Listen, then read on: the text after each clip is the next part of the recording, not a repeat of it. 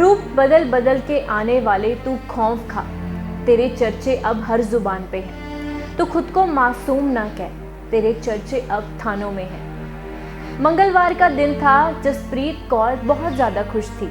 अपने भाइयों के साथ शॉपिंग पे जाना चाहती थी। 1 महीने बाद उसकी शादी थी। वो अपने भाई दिलदीप सिंह और आकाशदीप सिंह के साथ शॉपिंग पे जाना चाहती थी। वहीं उसके घर में खुशियों का माहौल था। उसके घर में कई सारे रिश्तेदार आए हुए थे जो उसकी शादी में शरीक होना चाहते थे। काफ़ी ज़्यादा खुशियों का माहौल था और वहीं उसके भाई भी बहुत ज़्यादा खुश थे। अपनी बहन को शॉपिंग करवाना चाहते थे, उसके सारे ख्वाबों को पूरा करना चाहते थे। तो वो अपने दोनों भाइयों के साथ शॉपिंग पे निकलती है। एक गाड़ी में सवार होकर 5 लोग निकलते हैं।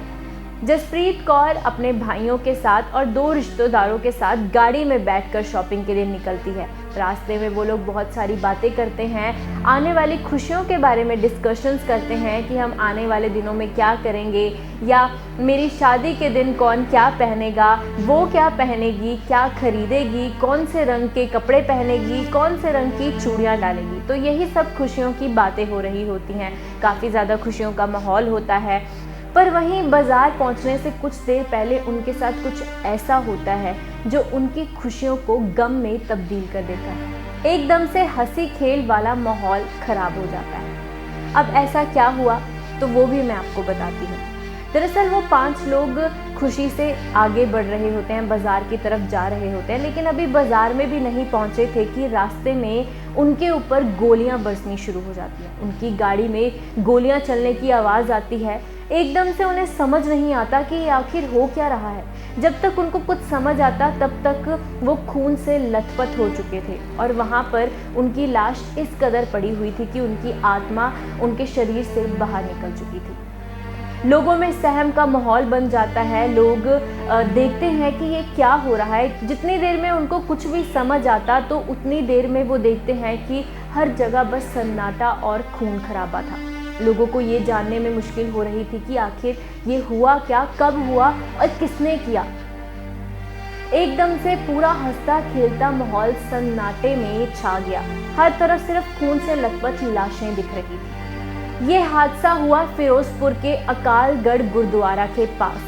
अभी बाजार में भी नहीं पहुंचे थे और एकदम से 20 रौंद गाड़ी पर चलते हैं। वहीं गाड़ी में बैठी जसप्रीत कौर उसके दोनों भाइयों पे गोलियां लग जाती हैं, जिनकी मौके पर ही मौत हो जाती है। और वहीं जो बाकी के 2 रिश्तेदार थे वो इतनी जख्मी हालत में पाए जाते हैं कि उनको अस्पताल में दाखिल करवाया जाता है और उनकी हालत भी नाजुक होती है।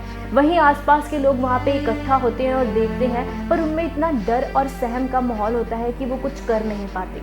मौके पर वहाँ पे पुलिस पहुँचती है और इस सब के पीछे जानने की कोशिश करती है कि आखिर ऐसा क्यों हुआ। तो पता चलता है कि जसप्रीत कौर का भाई दिलदीप सिंह, उस पर कई सारे क्रिमिनल रिकॉर्ड्स थे, जिसके चलते कि उसकी कई सारे लोगों के साथ दुश्मनियां थी। लोगों को वो पनपता था, उसके कई सारे दुश्मन थे। बाजार में हर जगह पे उसके मातम की तैयारी की जा रही थी, लेकिन उसको इस बात का पता नहीं था कि ये मातम जो उसके लिए तैयार किया जा रहा था वो उसके परिवार को इस कदर खराब कर सकता है, उसकी बहन को नुकसान पहुंचा सकता है, उसके भाई को नुकसान पहुंचा सकता है। दरअसल बताया जा रहा है कि दिलदीप सिंह पे पहले भी किसी की हत्या करने के आरोप थे, जिसके चलते इसकी कई सारी दुश्मनियां थी। कुछ लोग बाइक पे सवार होकर आते हैं जो गाड़ी पर ताबड़तोड़ गोलियों की बौछार करते हैं बिना कुछ सोचे समझे।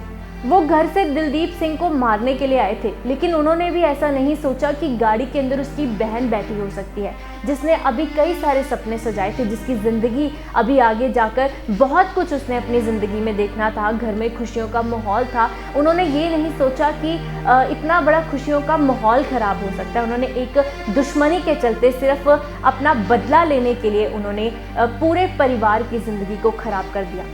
जसप्रीत कौर के घर वालों ने कितने सपने सजाए होंगे, उसके भाइयों ने उसकी शादी करने के लिए कितने सपने सजाए थे, उसके घर वाले इतने खुश थे और एकदम से पूरा माहौल खराब हो गया। हर तरफ सिर्फ सन्नाटा, दुख भरा माहौल पैदा हो गया। उसके घर वालों पर क्या बीती होगी जिन्होंने इतने सपने सजाए थे और ये सोचा था कि मेरे बच्चे शॉपिंग करके घर वापस आएंगे तो हम मिलके बैठेंगे और कई सारी तैयारियां करेंगे। तो जिस घर में से डोली उठनी थी उस घर में से चिता उठी। तो आपने देखा किस तरह से एक दुश्मनी ने पूरे परिवार का माहौल खराब कर दिया। हर जगह सन्नाटा छा गया, हर तरफ सिर्फ खून ही खून। एक हंसती खेलती जिंदगी बर्बाद होगी, एक हंसता खेलता परिवार पूरे तरीके से टूट गया।